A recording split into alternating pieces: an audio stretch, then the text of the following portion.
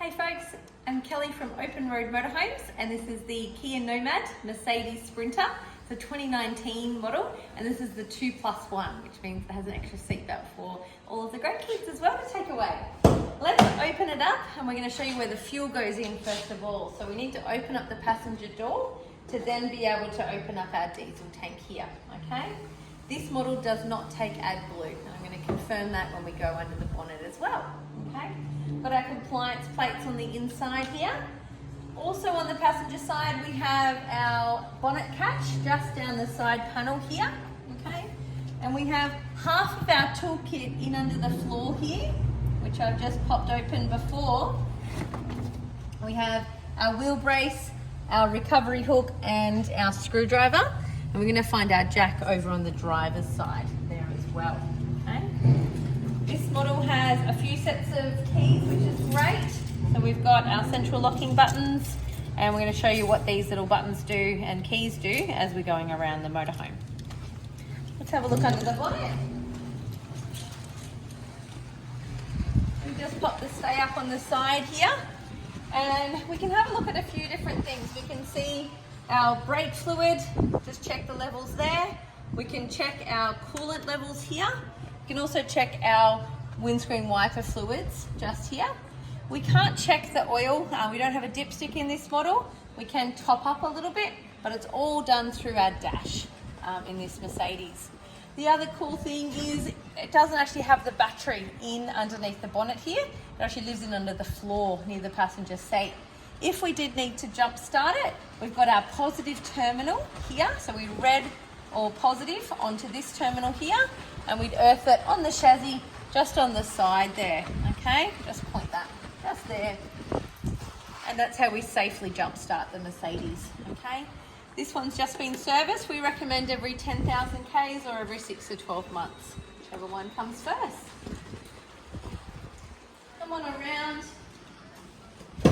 We're gonna find our jack in under here, and also our tyre pressures. We've got a little tyre pressure sticker here, 51 in the front and 65 in the rear.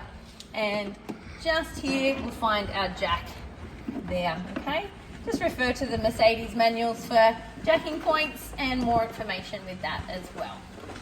That's just gonna pop there. Now we're ready to set the motorhome up like we're going camping. If we have a caravan park site available, we've got our 240 power we can plug in here. Now this is a good reminder that all motorhomes have a 15 amp input. So that means it's got that larger earth. All set up for caravan park showgrounds, but we can't just take it and plug it into our house. We'll need some sort of adapter if we want to do that. Okay, so that's our 240 power in. When that's in, that's charging up the motorhome. It's got a battery charger in there. It also allows us to use our air conditioner and our microwave and the 240 power points around as well. Okay. The next step along is we've got our toilet cassette. So we've got our cassette that pulls out. All I had to do there was just lift that little tab up, and then that should slide out if it's closed on the inside. Okay.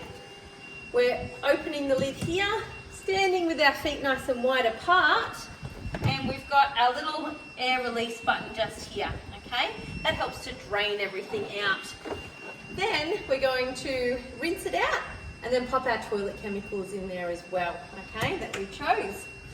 This one does have a separate water tank to actually fill up for our flush water. And that's our flush water input just here, okay? So probably every couple of weeks or so, we'll need to pop some flush water into that tank there. There is a gauge on the side here, so we can actually see how full that is. Now, some people do like to put the pink rinse in there, and that's to stop the algae from growing in that flush tank as well. You can try that out, okay? That's our toilet there.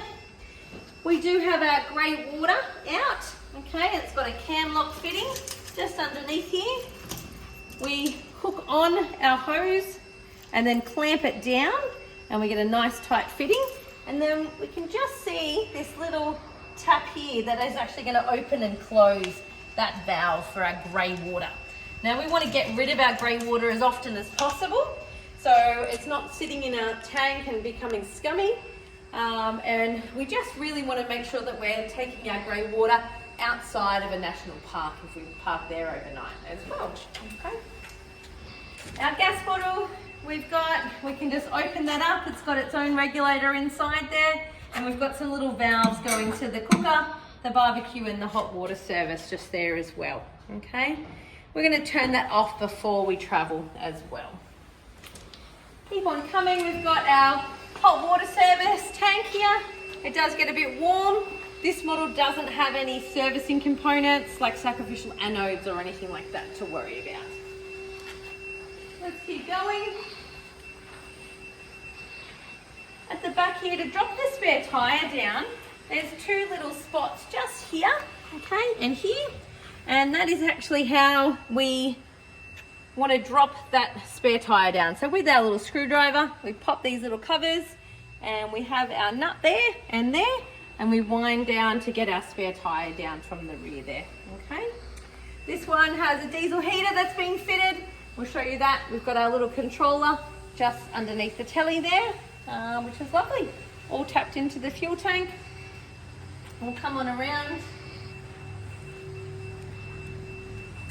This one has a barbecue already fitted. So from that gas bottle on the side, we then connect our gas bayonet fitting, okay?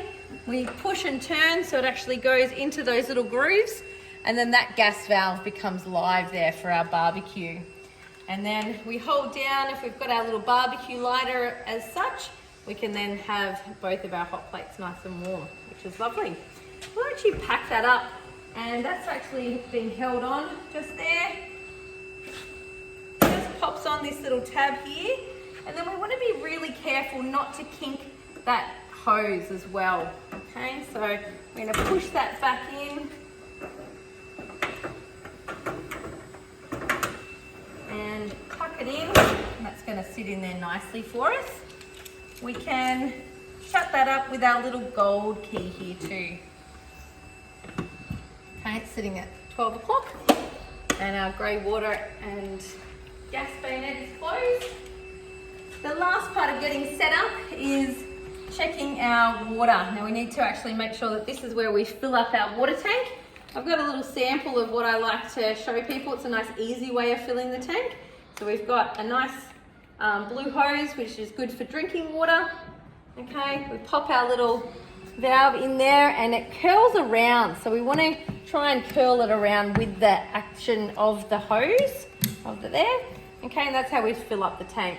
We're not going to fill it up too quickly because it's going to give us air pockets in there, but that's just a nice little tip for you for filling up that water tank there as well. When it comes back out of our little breather here, we know that that's full.